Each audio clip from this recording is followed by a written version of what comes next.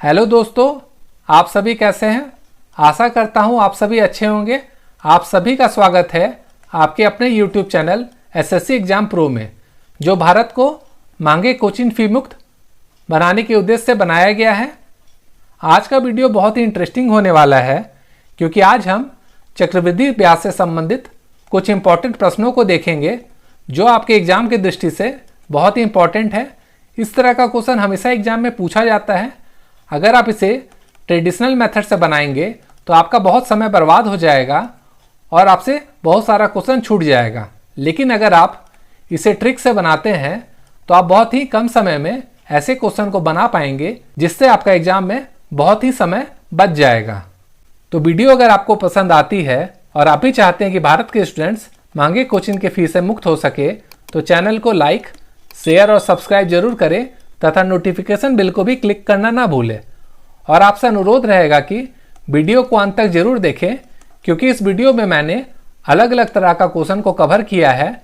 अगर आप इसे स्किप कर देते हैं और एग्जाम में अगर इस तरह का क्वेश्चन आपसे पूछा जाए तो आप कंफ्यूज होकर क्वेश्चन छोड़ देंगे। चलिए शुरू करते हैं आज का वीडियो पहले प्रश्न के साथ। तो यहाँ पे दिया हुआ है, कोई राशि चक्रवृद्धि ब्याज से 2 वर्ष में 5,200 हो जाती है और 4 वर्ष में 6,500 हो जाती है, तो वह राशि क्या होगी। इसका मतलब यहाँ पे जो राशि निकालना है, इसका मतलब हो गया ये प्रिंसिपल क्या है वो हम लोगों को पता नहीं है, ये हम लोगों को निकालना है। तो यहाँ पे देखिए क्या दिया हुआ है, प्रिंसिपल हम लोग मान लेते हैं P। तो यहाँ पे अगर हम P लिखते हैं तो ये क्या हो रहा है, ये देखिए 2 वर्ष में कितना हो जा रहा है, 5,200 हो रहा है।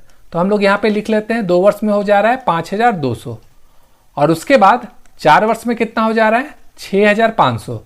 तो हम लोग यहाँ पे लिख लेते हैं 6,500। तो यहाँ पे देखिए ये 4 वर्ष में हो रहा है, ये 2 वर्ष में हो रहा है। इसका मतलब क्या है, ये जो प्रिंसिपल है 2 वर्ष में 5,200 हुआ, फिर अगले 2 वर्ष में 6,500 हो रहा है। तो यहाँ पे देखिए डिफरेंस जो है सेम है, टोटल 4 है और उसका हाफ कीजिएगा तो यहाँ से भी 2 और यहाँ से भी 2। तो जब यहाँ से वर्ष इस तरह से अगर समान होगा तो इसका ट्रिक क्या है वो हम लोग देखते हैं। तो सबसे पहले हम लोगों को क्या करना है, यहाँ पे देखना है क्या हम लोगों को निकालना है। ये आगे का राशि है, ये बीच का राशि है और ये पीछे की राशि है। तो पीछे की राशि निकालना है, तो सबसे पहले हम लोग क्या करेंगे, इन दोनों का अनुपात निकालेंगे। तो इन दोनों का अनुपात चलिए हम लोग निकालते हैं। ये 0, ये 0, ये 0 और ये 0 आपस में कट जाएगा, और 13 से जब इसको काटेंगे ये 4 बार में कटेगा, ये 5 बार में कटेगा। तो इसका अनुपात क्या आ जाएगा, 4:5 आ जाएगा। अब ट्रिक ये है कि जो भी राशि हमें निकालना है, यहाँ देखिए हम लोगों को P निकालना है, ये क्या है पीछे में है, पीछे का निकालना है। तो इन दोनों में हम लोगों को जो पीछे होगा उसको लेना है। तो पीछे कौन है, 5,200 है। तो हम लोग यहाँ पे 5,200 ले लेंगे और उसके बाद इसको मल्टीप्लाई करेंगे इसका जो पहला अनुपात होगा उससे। इसका मतलब जो पीछे में होगा उसके अनुपात को पहले लेना है। तो इसका अनुपात क्या है 4। तो यहाँ पे हम लोग 4 लिखेंगे और इसको डिवाइड किससे करना होगा, उसके बाद वाली संख्या से यहाँ पे। तो इसका अनुपात क्या है 5 है, तो हम लोग यहाँ पे 5 लिखेंगे और उसके बाद इसको हम लोग सॉल्व करेंगे, इसको आपस में काटेंगे। ये कितना हो जाएगा 1040। तो यहाँ पे आएगा 1040 × 4। के बाद जब हम लोग इसको सॉल्व करेंगे तो ये हो जाएगा 4,160 रुपया। इसका मतलब ऑप्शन नंबर ए जो होगा वो सही होगा। अगर आपको इस क्वेश्चन में कोई कन्फ्यूजन है तो आगे का क्वेश्चन देखिएगा, तो आपको जो भी डाउट्स होंगे वो आपके क्लियर हो जाएंगे।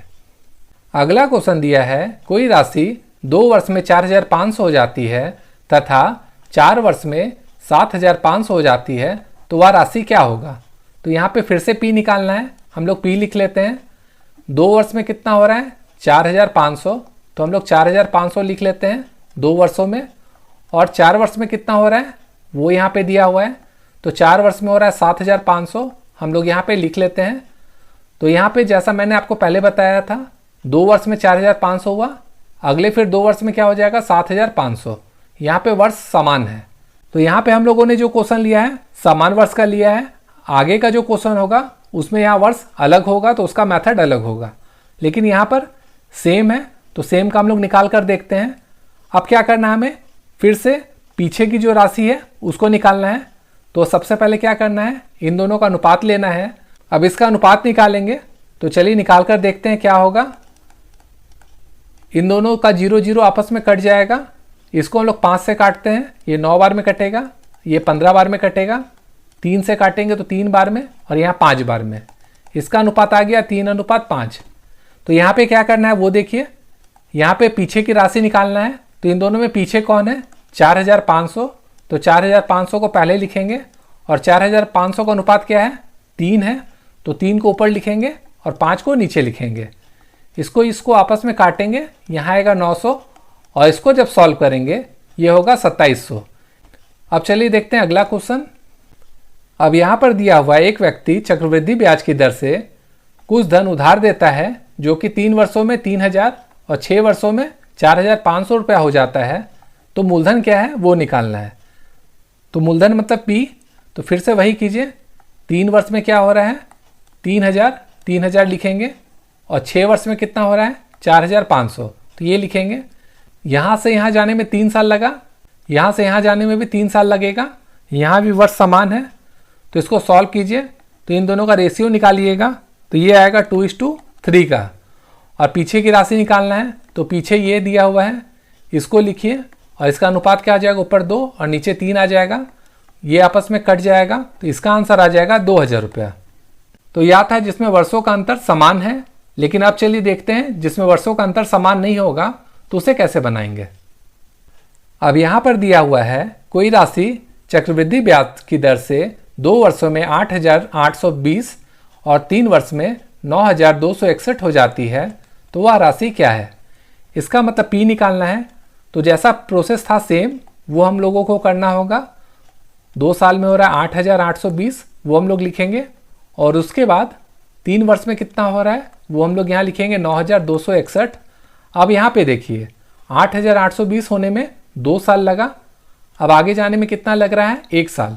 तो ये आपस में समान नहीं हो रहा है, तो इसे हम लोग कैसे निकालेंगे वो चलिए देखते हैं। तो सबसे पहले देखिए यहाँ पीछे का निकालना है।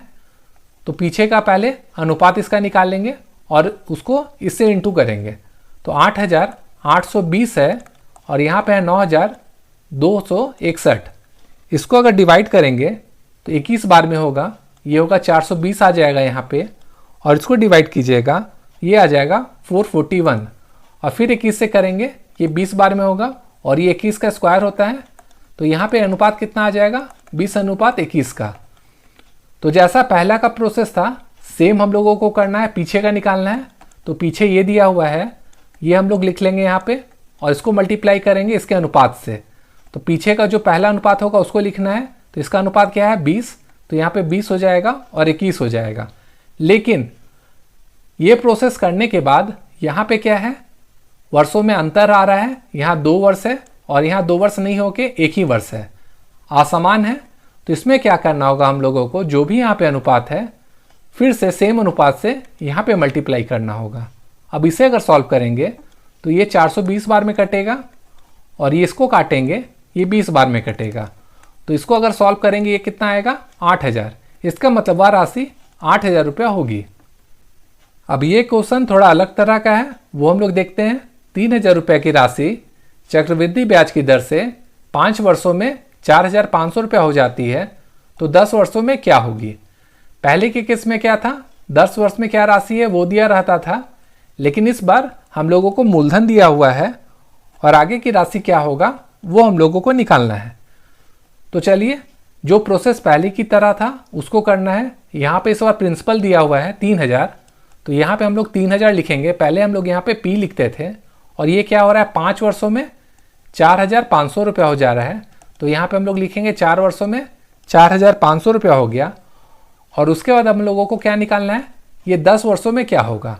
तो हम लोग यहाँ पे 10 कर देंगे, और ये क्या आ जाएगा, क्वेश्चन मार्क। तो यहाँ पे देखिए यहाँ से यहाँ जाने में 5 साल लगा, फिर यहाँ से यहाँ जाने में कितना लगेगा, 5 साल। इसका मतलब यहाँ पे वर्ष समान है।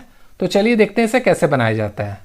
तो सबसे पहले मैंने आपको क्या बताया था, यहाँ जो भी राशि दी होगी, चाहे वह मूलधन दिया हो, 5 वर्ष के बाद दिया हो या 10 वर्ष के बाद दिया है, अनुपात निकालना है हम लोगों को सबसे पहले। तो 3000 और यहाँ पे है 4500 का अनुपात निकालेंगे, ये जीरो आपस में कट जाएगा। 3 बार में इसको अगर हम काटेंगे यहाँ पे 15 आएगा, और ये अगर हम 5 बार में काटेंगे तो इसका अनुपात क्या आ जाएगा, 2:3। अब उसके बाद हम लोगों को देखना है, क्या मैंने आपको पहले बताया था जैसा आगे की राशि है कि पीछे की राशि है, वो हम लोगों को देखना है। तो अब हम लोगों को क्या निकालना है, पीछे की राशि को निकालना है। तो पीछे की राशि को निकालना जब होगा तो इन दोनों में पीछे कौन है वो हम लोगों को अब देखना होगा। तो 4500 पीछे में है, तो हम लोग 4500 कर देंगे और इसको मल्टीप्लाई करेंगे अब किससे, 2 से मल्टीप्लाई नहीं करके जो पीछे की राशि का अनुपात होगा, इसमें अनुपात क्या आ रहा है 3, तो यहाँ पे 3 आएगा, और इसका अनुपात क्या है, यहाँ पे 2 है, तो यहाँ पे 2 आ जाएगा। इसको अगर हम आपस में काटेंगे यहाँ हो जाएगा 2250, और उसके बाद जब इसको सॉल्व करेंगे ये आएगा 6750 रुपया। इसका मतलब वह राशि 10 वर्ष में 6750 रुपया हो जाएगी। अब चलिए देखते हैं एक और क्वेश्चन, जिससे अगर आपको कोई भी डाउट अगर होगा वो अब आपका क्लियर हो जाएगा। यहाँ पे दिया हुआ है चक्रवृद्धि ब्याज की दर से 6000 रुपये की राशि 2 वर्ष में 9000 हो जाती है, तो 6 वर्ष के बाद वह राशि क्या होगी। तो यहाँ पे देखिए 6000 दिया हुआ है, 2 वर्ष में कितना हो रहा है 9000, 9000 हम लोग लिखेंगे, और उसके बाद 6 वर्ष का निकालना है, तो यहाँ पे हम लोग 6 वर्ष लिखेंगे और ये क्वेश्चन मार्क हो जाएगा। अब यहाँ पे हम लोगों को देखना है यहाँ से यहाँ जाने में कितना लग रहा है 2, फिर यहाँ से यहाँ जाने में क्या लगेगा, फिर से 2, फिर से 2, लेकिन अब क्या है समान हो रहा है, नहीं हो रहा है, क्योंकि समान वर्ष इसलिए नहीं है क्योंकि यहाँ से यहाँ जाने में 2 लगा, और यहाँ से यहाँ जाने में अब जिसको क्या लगेगा टोटल 4 साल लगेगा, तो इसमें समान नहीं हो रहा है। तो इसे हम लोग कैसे बनाएंगे, तो सबसे पहले इन दोनों संख्या का अनुपात हम लोगों को निकालना है। अनुपात निकाल लीजिए, तीनों जीरो आपस में कट जाएगा, ये 2 हो जाएगा, ये 3 हो जाएगा, इसका अनुपात क्या आएगा 2:3। अब उसके बाद इन तीनों में पीछे की राशि को निकालना है, तो इन दोनों में पीछे कौन है 9000, तो यहाँ पे 9000 लिखाएगा। अब इन दोनों अनुपात में 9000 का अनुपात कौन है 3 है, तो यहाँ पे 3 आ जाएगा और नीचे में 2 आ जाएगा। यहाँ तक अब आपको क्लियर हो गया होगा। लेकिन अब क्या है, हाँ समान वर्ष है, यहाँ से 2 है और इसके बाद यहाँ से 4 है, तो मैंने जैसा आपको पहले बताया था जो भी अनुपात होगा उसको फिर से एक बार मल्टीप्लाई करना होगा। इसको अगर हम लोग सॉल्व करते हैं ये होगा 4500, फिर इसको अगर हम सॉल्व करेंगे ये होगा 2250, और जब 2250 को 9 से मल्टीप्लाई करेंगे तो ये आएगा 20250। तो दोस्तों चक्रवृद्धि ब्याज से रिलेटेड जो भी महत्वपूर्ण क्वेश्चन है मैंने इस वीडियो में आपका कवर कर दिया है। वीडियो अगर आपको पसंद आई है और आप भी चाहते हैं कि भारत के स्टूडेंट्स महंगे कोचिंग की फीस से मुक्त हो सके, तो चैनल को लाइक शेयर और सब्सक्राइब जरूर करें। Thank you.